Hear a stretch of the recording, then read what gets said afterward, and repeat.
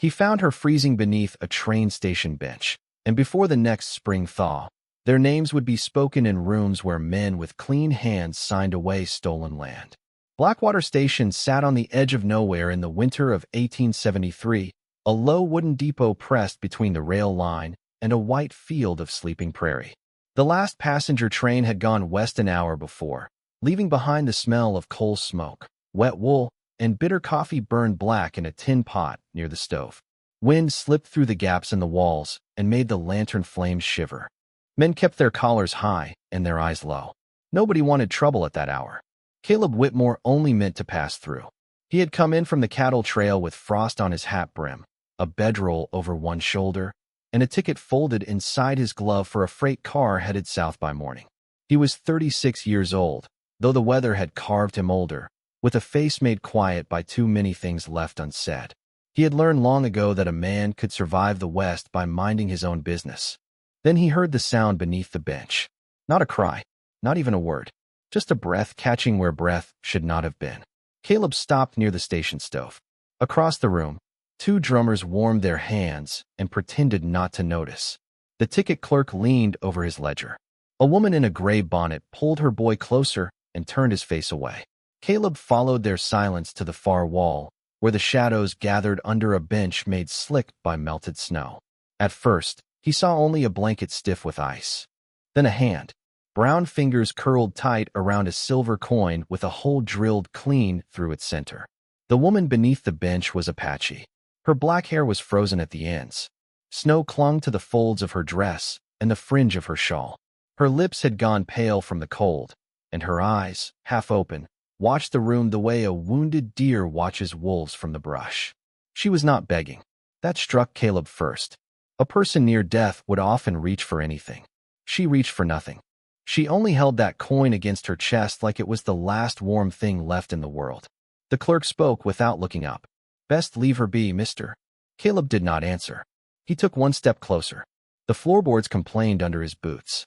The woman's eyes sharpened, dark and terrified, but her body was too weak to move away.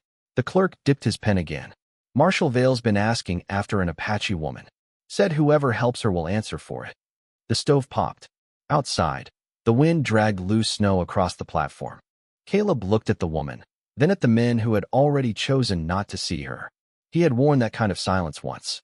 It had fit him badly ever since. He knelt slowly, keeping his hands where she could see them, and eased his coat from his shoulders. "Ma'am," he said, voice low as a church bell in fog. "I ain't the marshal."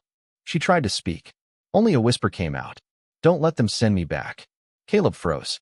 Not from the cold, from the fear inside those words.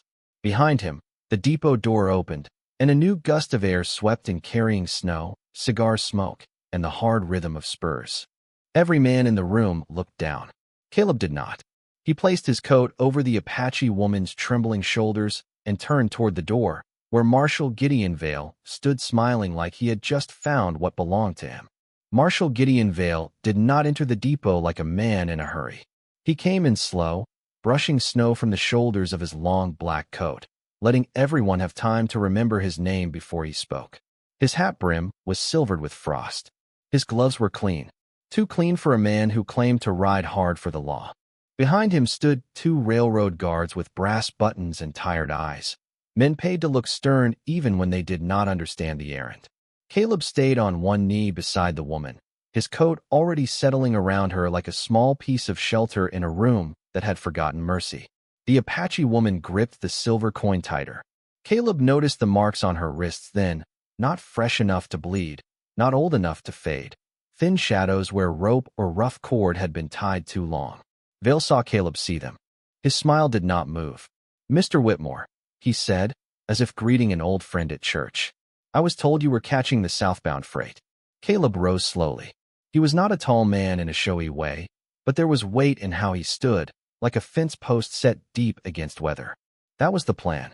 "Plans change," Vail said. His eyes drifted past him to the woman under the bench. "Step aside." The ticket clerk shut his ledger with a soft clap. Nobody breathed loud. Even the stove seemed to quiet itself. Caleb looked at the guards, then back at Vail. "She is half frozen. She is wanted." "For what?" Vail pulled off one glove finger by finger. theft of railroad property, interference with military correspondence, traveling under false claim. The words sounded polished, worn smooth from use. Caleb had heard men like him speak before. They built cages out of proper sentences. The woman tried to sit up, but the effort took what little strength she had left. Caleb reached back, not touching her, only holding a hand in the air to tell her she did not have to rise. That small restraint made her look at him differently, not with trust, but with the first crack in fear. "You have papers?" Caleb asked. Vail laughed once, softly. "You asking to read the law now?" "I am asking if you brought any." A drummer near the stove shifted his boots. The woman in the gray bonnet lowered her gaze. Vail's smile thinned. "Careful, cowboy. A man can make himself part of a problem by standing too close to it." Caleb could feel the cold through his shirt now. Giving away his coat had left him in a faded wool vest, and the depot draft cut straight through the seams. Still, he did not move. A woman freezing on a station floor is already a problem. Vail stepped closer, close enough that Caleb smelled cigar smoke and wintergreen on his breath. "That woman belongs to my custody." Caleb answered before the room could swallow him. "No woman belongs to a badge." The sentence landed quietly. That made it worse. A loud man could be dismissed. A quiet one had to be answered. Vail's eyes hardened. He glanced toward the clerk. "Open the freight office." The clerk fumbled with his keys. Caleb turned just enough to see the side door behind the ticket counter, the one leading to the baggage room, and the rear platform beyond it. He had loaded cattle through that platform years ago.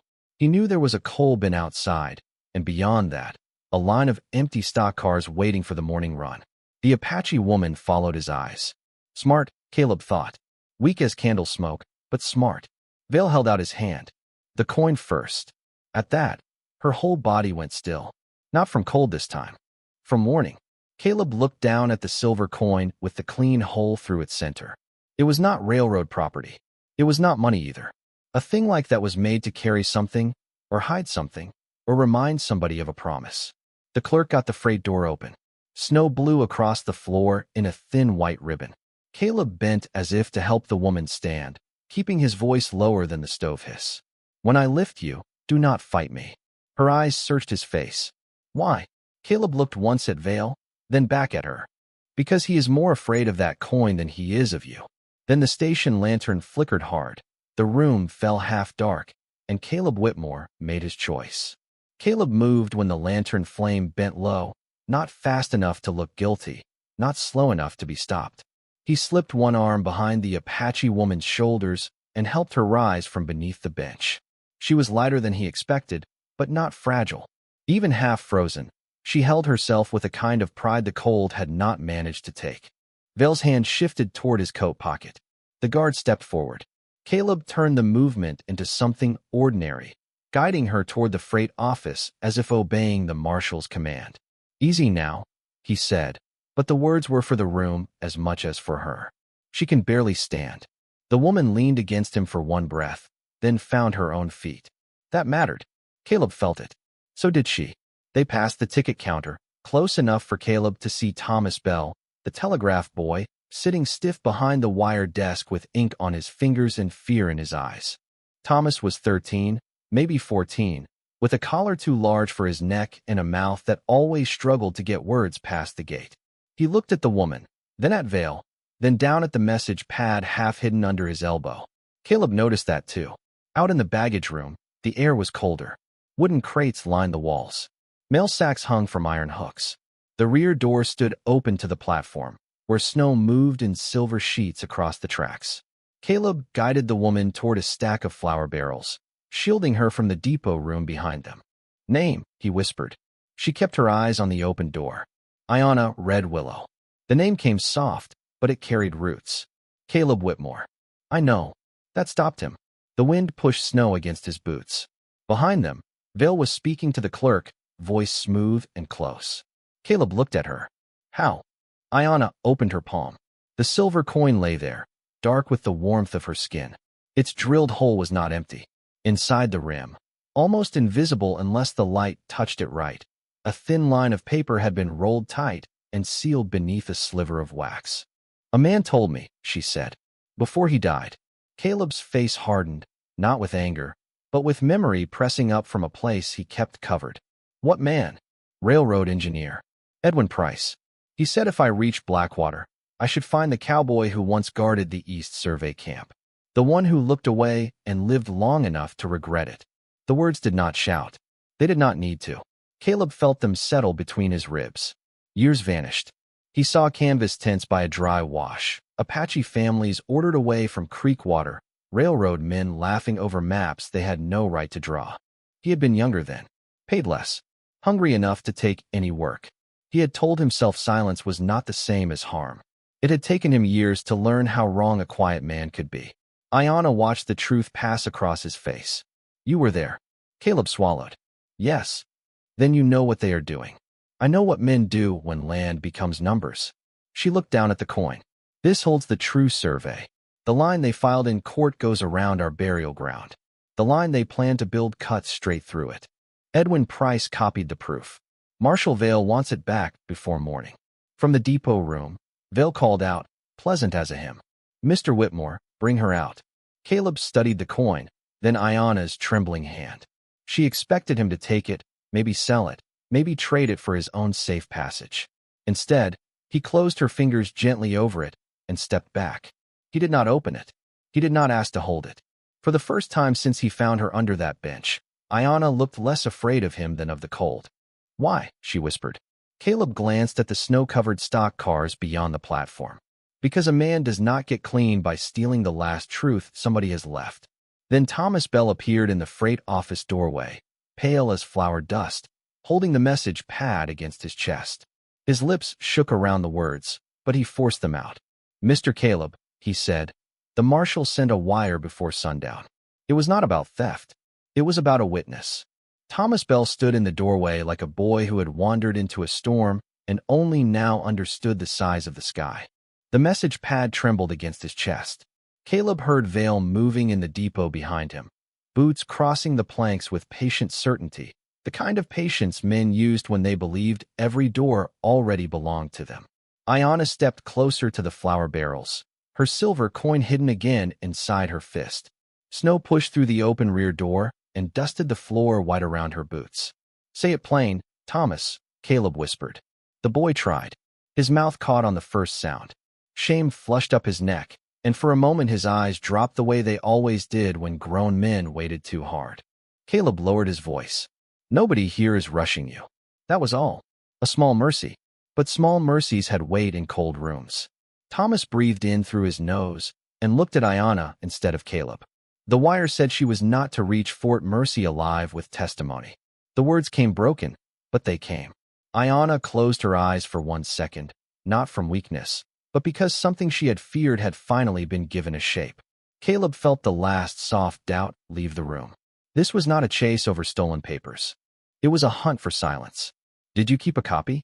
Caleb asked. Thomas nodded and pulled a folded yellow sheet from inside his vest. Station rules. Every outgoing wire gets pressed twice. Mr. Harlan told me never to waste paper, but I did it anyhow. He gave a nervous glance toward the main room. Marshall Vail saw me near the machine. He knows I know something. Ayanna studied the boy with the tired steadiness of someone who had learned to measure courage in unlikely places. You are afraid, she said. Thomas nodded. Yes, ma'am. Good, she said. Fear tells the truth before pride does. Caleb almost smiled, but the sound of Vail's voice cut it away. Last chance, Whitmore. The marshal was closer now. Do not make a public matter out of a private mistake. Caleb looked toward the rear platform. 50 yards beyond it sat a string of empty stock cars, their dark openings facing the storm. Past those cars, a coal shed leaned against the wind, and beyond that, open prairie rolled white and blind under moonlight. It was a hard path for a healthy man and a cruel one for a freezing woman, but staying was no path at all. He reached for the saddle blanket hanging over a crate and wrapped it around Ayanna's shoulders, careful not to crowd her. Can you walk 20 yards? He asked. She lifted her chin. I crossed 12 miles of snow before I fell under that bench. That was not an answer. It was enough of one. There it was, the spark under the ice. Caleb saw it and understood why Vail feared her. Not because she carried proof. Because she could carry pain without letting it make her small. Thomas stepped aside as Caleb eased open the rear door wider. The hinges groaned. Everyone froze. In the depot, the voices stopped.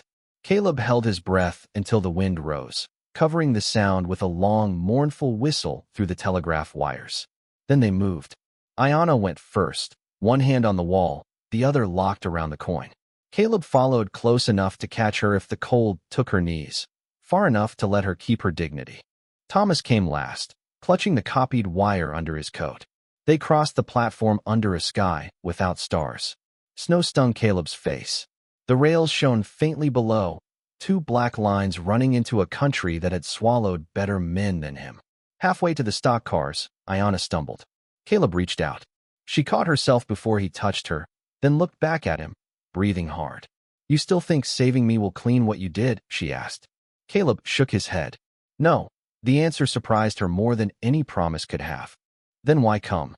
He looked toward the depot, where lantern light was beginning to spill through the freight door behind them. "Because this time, I know what silence costs." Ayanna stared at him through the snow, and something passed between them that was not forgiveness, not yet, but the first narrow bridge toward it. Then Thomas whispered from behind them, "They are coming." Caleb turned. Marshall Vail had stepped onto the platform, his black coat sharp against the yellow light, and in his hand was a lantern raised high enough to find their footprints. Vail's lantern swung in the storm, throwing long bars of gold across the platform and the snow-packed ties. Caleb saw the footprints at once, 3 sets cutting clean toward the stock cars. There was no hiding the trail, not in fresh snow, not from a man who had made a profession of following fear. Inside, Caleb whispered. He helped Thomas climb into the nearest stock car, then turned as Ayanna gripped the iron handle and pulled herself up without asking for his hand. Pride kept her upright where strength had begun to fail. Caleb followed and slid the door almost shut, leaving only a finger-wide seam through which the depot light trembled. The car smelled of old hay, cold iron, and animals long gone. Moonlight slipped through the cracks in the boards. Ayanna sank against the wall, breathing shallow. The saddle blanket around her shoulders had already collected a lace of frost. Thomas crouched near a feed trough, pressing the copied wire flat beneath his coat, as if his ribs could guard it better than locks. Outside, Vail's voice carried over the wind. "No need to run, Miss Red Willow. The prairie is colder than I am." Ayanna closed her eyes. Caleb could see the fever rising now, a flush beneath the chill, the dangerous kind that made a person burn while the world froze around them. He looked at the coin in her hand. That thing worth dying for. Her eyes opened. Some things are worth living for so hard they look the same. The answer settled in the dark. Caleb had no reply for it. He reached to his belt and unbuckled his holster. Thomas stared. "Mr. Caleb?" "There is a doctor's kit in the station office," Caleb said, "and laudanum behind the clerk's desk if Harlan has not drunk it." Ayanna stiffened. "You cannot go back." "I can if I give them something to look at." She understood before Thomas did. Her gaze dropped to the holster. "Your pistol. Only thing on me worth trading. A cowboy without a gun in this town is a man inviting wolves." Caleb gave a tired half-smile. "I have been mistaken for worse." He slid the holster beneath the stock car door and pushed it out into the snow. Then he stepped down after it, hands lifted, moving into Vail's lantern light before the Marshal reached the car. The cold struck him hard through his vest. Vail stopped 10 yards away, his smile returning like a blade being sheathed. "That is sensible." Caleb kicked the holster across the snow. "Medicine first. For her. For a woman with fever." Vail tilted his head. "You have grown tender with age." Caleb did not answer. He had learned that some men used words like ropes, hoping others would struggle inside them. Vail gestured to one guard, who hurried back toward the depot. The other guard kept his eyes on Caleb, uncertain and cold. Minutes stretched thin. Inside the stock car, Ayanna watched through the crack, and for the first time, she saw what Caleb had given up. Not a weapon, not merely protection. In a place like Blackwater, he had laid down the symbol by which men measured him. The guard returned with a small leather medical pouch and a tin cup of steaming water. Caleb took them slowly, then back toward the car. Vail led him. That was what troubled Caleb most. Vail was not finished. He was waiting for something larger than one frightened woman and one disgraced cowboy. Caleb climbed back inside and slid the door shut. His hands were shaking from cold as he opened the pouch, but he kept his voice steady. Thomas, hold the cup. The boy obeyed.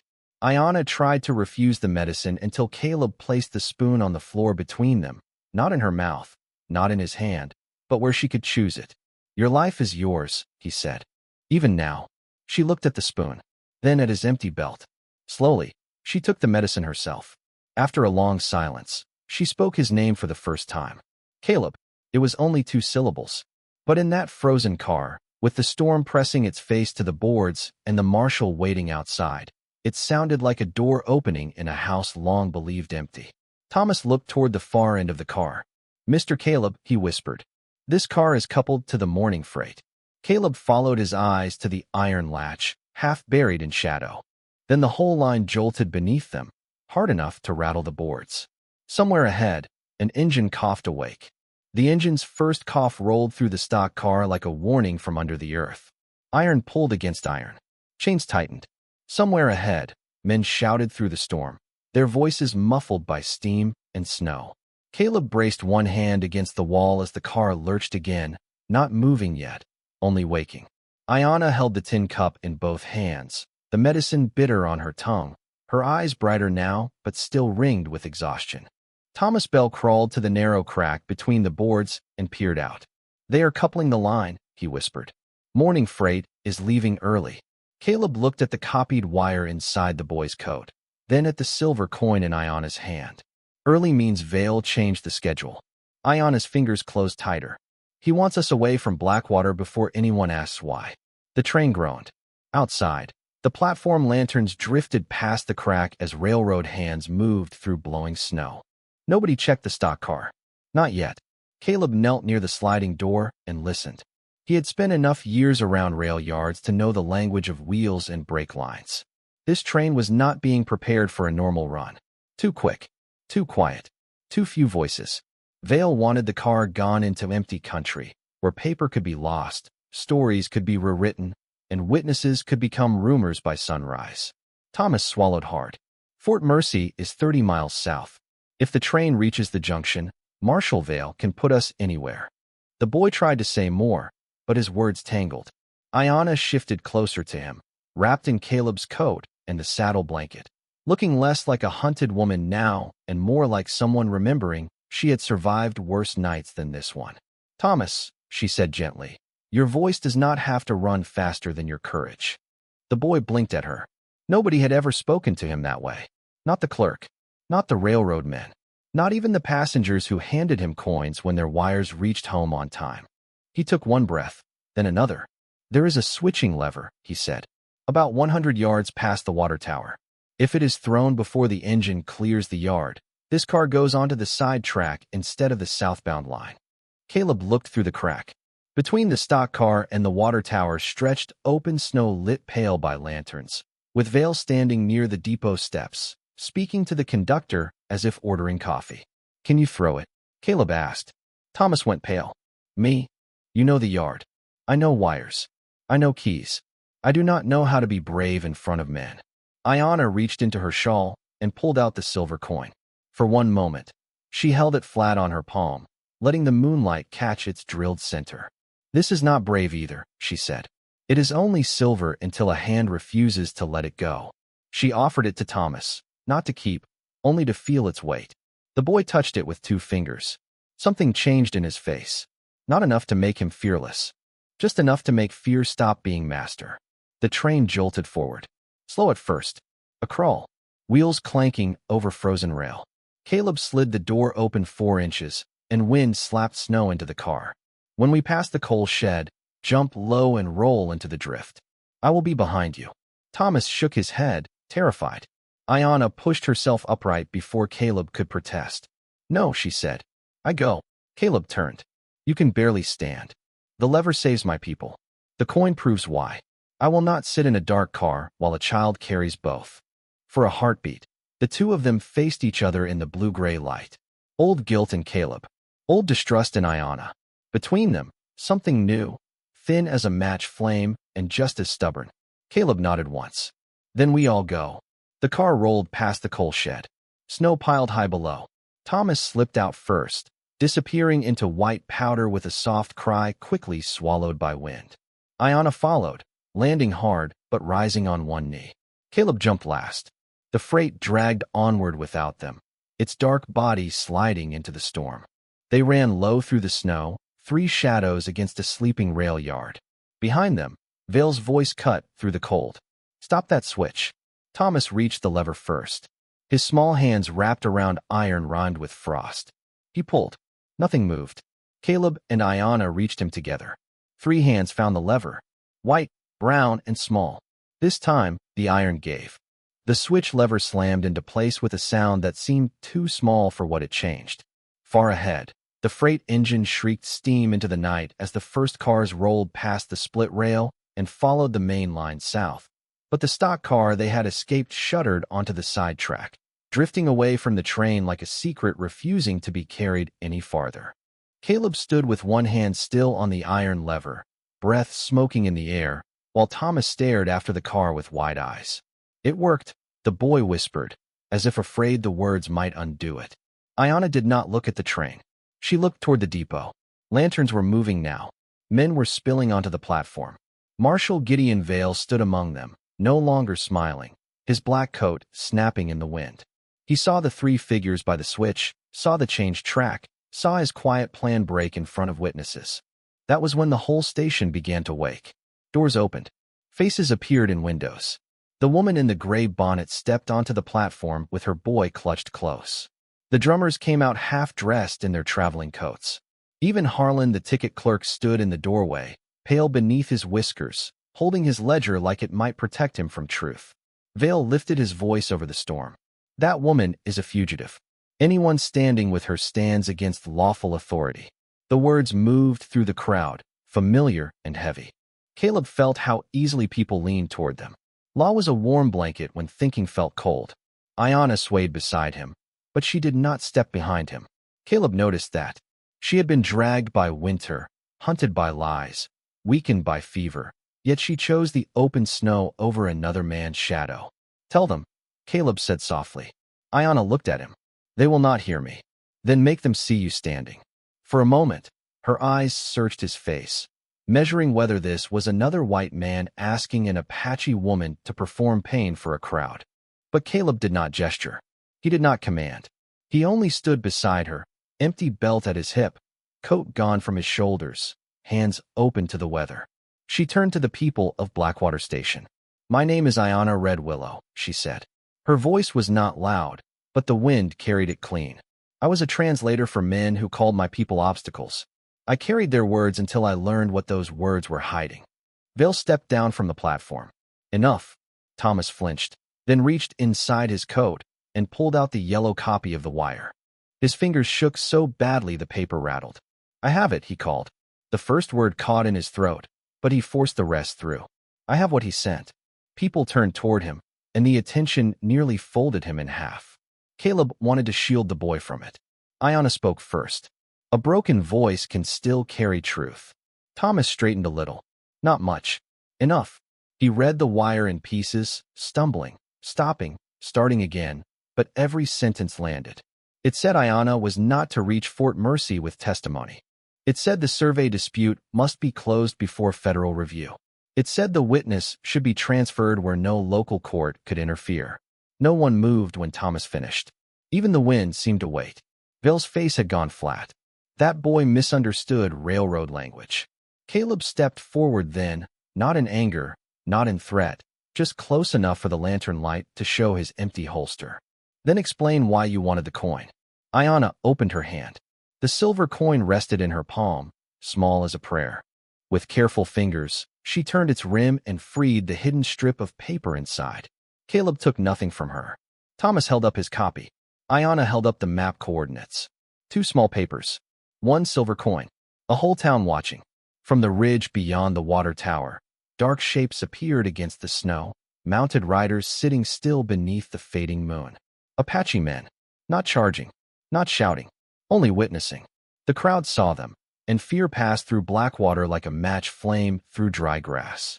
Ayanna raised her hand, and the riders remained still. That silence did more than any weapon could have done. It showed restraint where the town had expected fury. It showed dignity where the law had offered lies. Caleb looked at Vail and said, This is the part where truth stands on its own. Then, from the platform steps, Harlan the ticket clerk opened his ledger with trembling hands and whispered that he had recorded every private shipment Marshall Vail had sent through Blackwater for the railroad company. Harlan's whisper carried farther than he meant it to. Men heard guilt differently when it came from a book instead of a mouth. The ticket clerk stepped down from the platform, ledger open in both hands, his fingers pressed flat against the pages as though the wind might steal his courage if it could. Private shipments, he said, voice thin but clear. Sealed crates. Survey papers. Company payments. All signed under Marshall Vail's authority. Vail turned toward him slowly. Close that book, Harlan. The clerk almost did. Habit moved his hands before conscience stopped them.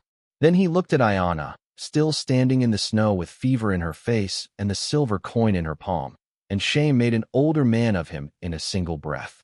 No, Harlan said. It was not loud. It did not need to be. Thomas Bell stood beside him with the copied wire. Ayanna held the hidden coordinates. Caleb reached into the snow and picked up the holster he had traded away, but he did not put it back on. He laid it on an overturned baggage crate near the platform steps. Then Thomas placed the copied wire beside it. Harlan placed the ledger beside that.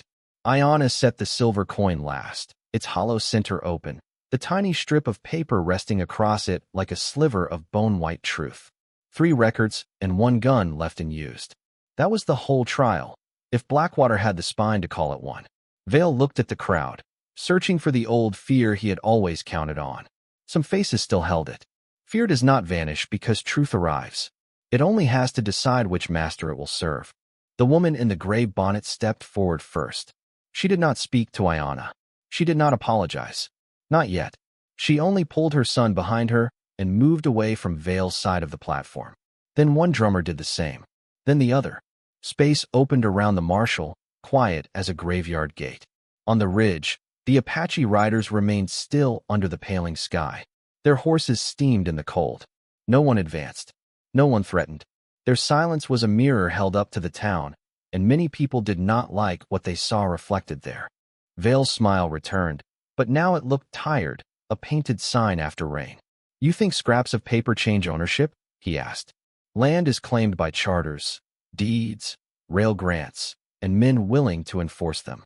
Ayanna stepped closer to the crate. Caleb moved with her, not ahead, not behind. Beside, she rested one hand on the coin. Land remembers before paper does. The words settled over the crowd like snow on dark water. Caleb saw Vail's guards exchange a glance. They were railroad men, not martyrs. One took off his brass-buttoned cap. The other lowered his eyes. Vail understood then that he was standing alone in the open, and the law he wore had grown too small to cover what he had done. From the far end of the platform, the conductor cleared his throat. Federal Review Board comes through Fort Mercy in 2 days, he said.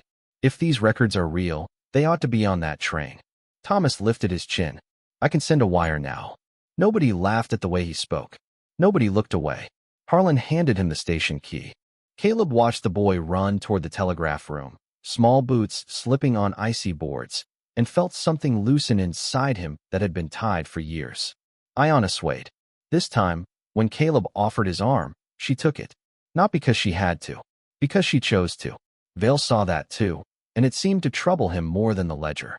A white cowboy and an Apache woman standing in public without shame was a kind of rebellion no badge knew how to arrest.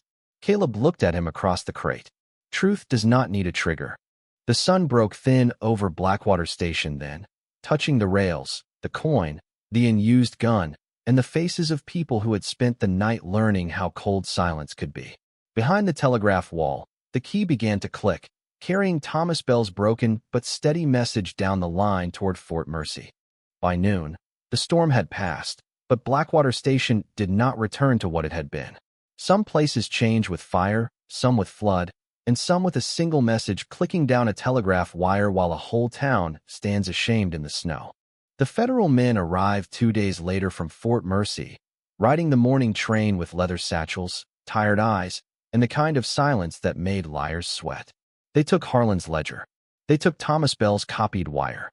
They took the strip of paper hidden inside Ayanna's silver coin and compared it against the company's survey filed in court. By sundown, Marshall Gideon Vail no longer wore a badge. The The railroad men who once spoke loudest began speaking through lawyers. The line that had been drawn across Apache burial ground was erased from the official map, not because mercy had suddenly become profitable, but because truth had finally arrived with witnesses enough to survive the journey. Ayanna spent 3 days in the station office recovering beside the stove, wrapped in Caleb's coat, drinking bitter medicine from a tin cup, while Apache riders waited on the ridge and did not trouble the town. That patience taught Blackwater more than anger could have. Caleb slept in a chair by the door, hat over his eyes, empty holster still hanging from the wall where he had left it. He never asked for thanks. Ayanna never offered easy forgiveness. What grew between them did not come soft, and it did not come quick. It came in the spaces between hard truths. In the way Caleb let her speak first when federal men asked questions. In the way Ayanna handed him coffee before dawn without meeting his eyes. In the way Thomas, no longer mocked for his stammer, was made assistant telegraph clerk before the week ended. Months passed. Snow gave way to mud, then grass, then a spring so green it seemed the prairie had been holding its breath all winter. The old depot sign came down in May. In its place, workers raised a new board painted deep red with white letters, Red Willow Junction. The name was written into the treaty record, not as decoration, but as a reminder that the rail would bend where the dead rested and where the living still had the right to pray. People later claimed Caleb and Ayanna married under a cottonwood tree with Apache elders on one side and railroad men on the other. Others said there was no ceremony at all, only 2 horses, one small cabin half a mile from the station, and smoke rising from its chimney at supper time. Caleb never corrected either story. Ayanna only smiled when travelers asked, touching the silver coin she now wore on a leather cord at her throat. The coin had no money left in it. Its secret was gone. That made it lighter. That made it holy. Years later, when Thomas Bell became station master, he kept a framed copy of the Fort Mercy wire above his desk. Children would ask why a broken sentence mattered so much. Thomas would point through the window to the tracks curving wide around the sacred hills and say, "Because someone finally sent the truth before fear could stop it." As for Caleb, he grew older beside Ayanna, quieter than before, but not empty. On winter evenings, when the wind scraped along the rails and the stove glowed low, he would sometimes look toward the bench where he first found her and remember how close he had come to walking past. Out here, history is not always made by generals, governors, or guns. Sometimes it begins with one freezing woman, one silver coin, and one man who decides that